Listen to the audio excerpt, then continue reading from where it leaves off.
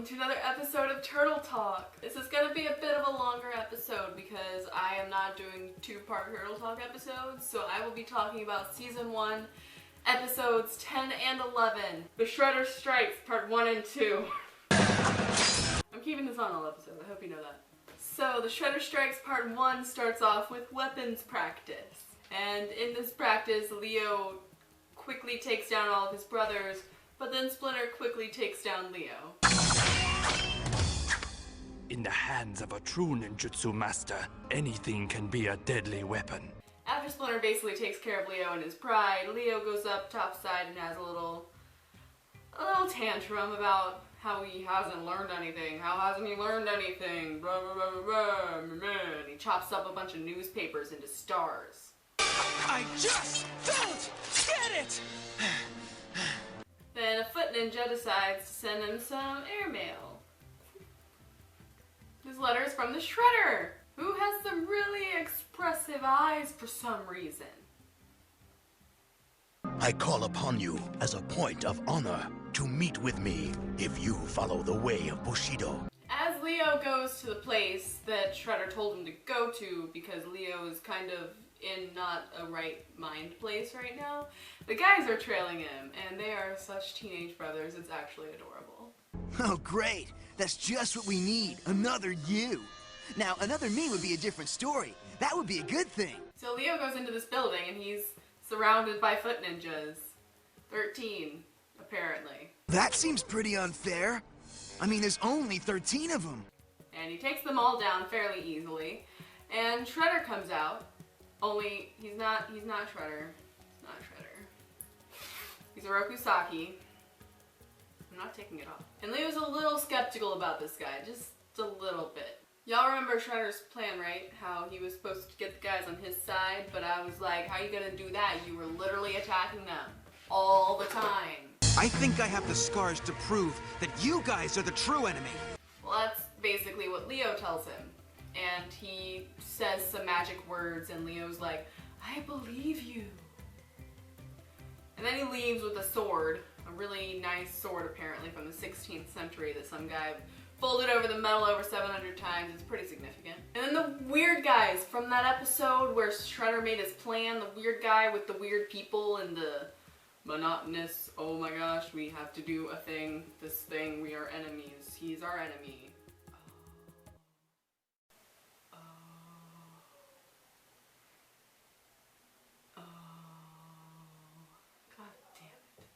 Find out what the turtles will do. If they are with Saki, we may be forced to destroy them. And he has to report to the council people that Leo had just talked to Saki. But we do not know the outcome. But that isn't too important yet, because Leo still has to deal with his brothers, who are like, what were you thinking? This guy has been trying to kill us. And then Leo slips, he puts his foot in his mouth, and it slips out, and they fight. And then Leo throws Raph off a building. Kind of. I mean, basically he does. And then everything's better and they go talk to Splinter, apparently. And Splinter tells them all about Master Yoshi and the sadness and how he was murdered. I'm not as happy about it anymore. But that life ended when the Shredder sent his foot ninja to attack my master. But they decide to go give Shredder their answer after that. And this is weird because they said this right in front of Splinter, and I'm going to bring this back up in the second part of the episode. Shredder wants an answer? I think we should give him one. So the guys go to give the foot ninja their answer, and Leo throws the sword back, and they of course have to fight. And yeah, you guys rule and all, but now you gotta deal with Honey Bunny, and honestly, I'd be out of there. I'd be Audi 5000. I would be Dunyan Rings. So Hun also can fight with a sword apparently, and that just leads me to believe that he must have trained somewhat with Shredder. I mean, obviously he's gonna train with Shredder if he's working for Shredder, but he can fight with a sword pretty well. But Leo still kicks his butt. And the weird guy is watching them again, and he's like, well, they are not working for Shredder. And the council is like, this is good, but we still need to know if they are on our side. Monitor them further and keep us informed. So the guys are supposed to be monitored by this guy. And they all decide to go home and it's a happy ending. Oh no, what's that? Shredder's back! And he's actually Shredder this time. It's not Hiroki Saki, it's Shredder. And that's the end of part 1, to be continued. Only it's not, because I'm gonna do it again, because I don't want to do a 2-part episode. Part 2! Back in the fight. Just starts right in the fight, and they're at a fight Shredder. It's episode 11, and they're already in for the fight of their lives. It's episode 11 in the first season. Jeez. Guys, we're in for the fight of our lives. But Shredder is as brutal as ever. If you remember Splinter's flashback with Yoshi. Brutal. But bros have got each other's backs, and it's awesome. Low bridge! No! But of course, it's not a fight with Shredder unless there's fire. Then you cut back to the lair, and this is when I'm gonna bring up the thing about the guy saying they're gonna go give Shredder their answer. They said that right in front of Splinter, and then they bowed for Splinter. And then Splinter comes out after meditating, and he's like, "The fuck? Where did y'all go?" Cannot even take a few minutes for meditation without those kids running off. Like, did you not know that's what they were doing when they went to go give Shredder the answer? I'm confused. But anyway, that's not gonna change the fact that they're about to die. So the guys are still fighting in the fire. Nice landing. And the roof decides to nope out of there. So the guys got to nope out of there. And they're split up. Mikey's injured, the poor baby. I think I hurt my ankle. Duh. And basically all hell is broken loose. The Foot Ninjas are out all around town trying to find these guys. So is Shredder.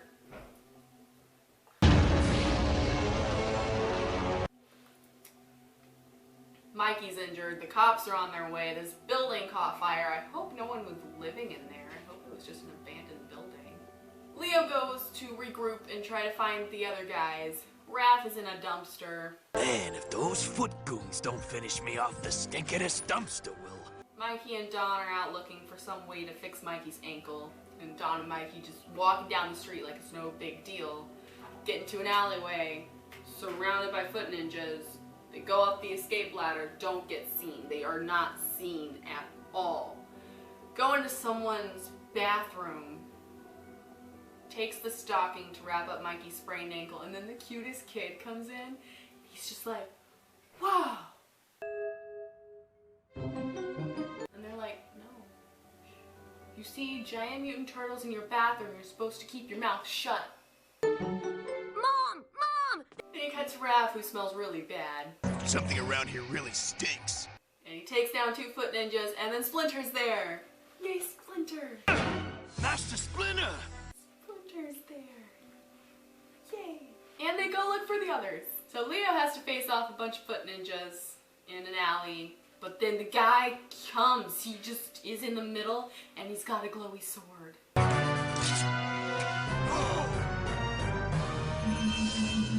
Pretty sure he's from the Matrix. Kind of. Don and Mikey then run into Raph and Splinter. Mikey pulls a nice little prank on Raph. And then Foot Ninjas show up. Yay. So of course they'll have to fight, and Don decides to give Splinter the device to bring the battle shell over. And I'm just thinking, Splinter could hardly answer this shell cell the first time. And you're expecting him to get the battle shell over here? Some genius.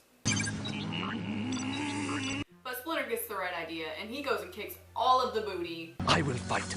You will drive. Master Splinter, you kick butt! While Don brings the battle shell over, and they all get to ride and find Leo. So Leo discovers that this weird guy is a guardian, and that is all Leo is allowed to know. And he just tells Leo that he now has an ally because he is against the Shredder. Which is awesome, I guess, since, you know, it's kind of a bad person to be against, because they'll just kill you. They'll find you, and they will kill you. Splinter's backseat driving when they go pick up Leo, and it's super adorable. Master Splinter, you've been backseat driving the whole way. And they all get into the battle shell, and they're all nice and safe, and Splinter slaps them for all being stupid. Ow! Ow! Hey! What was that for?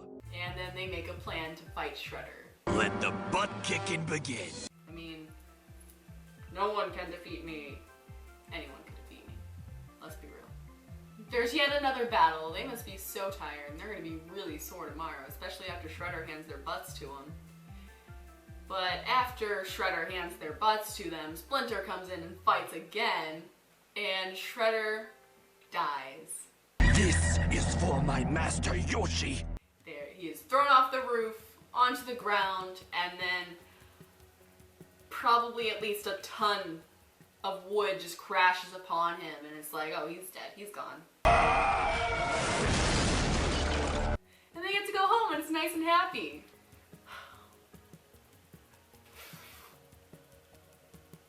Wait. Shredder isn't dead?